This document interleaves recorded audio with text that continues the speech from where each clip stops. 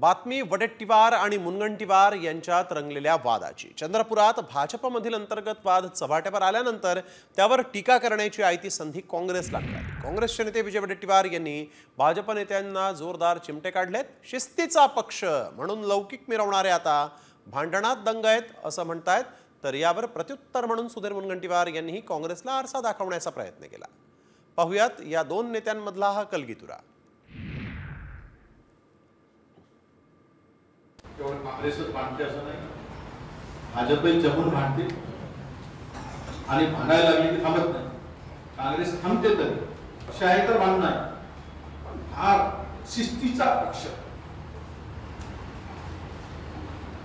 अशी जी काही कल्पना मांडली एकदम शिस्त, जशी कडक टोपी लागते तशी शिस्त, ती कडक टोपी नरम पडली काय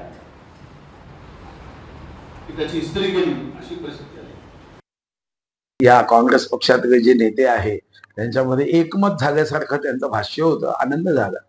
स्वतःच्या घरात न डोकावता दुसरीकडे लक्ष ठेवण्याची त्यांची जी वृत्ती आहे त्यातूनच काँग्रेस एवढ्या कमी जागांपर्यंत आली आहे। पुढे पाहू त्यांचं अजून किती निवडणुका जिंकणार आहे।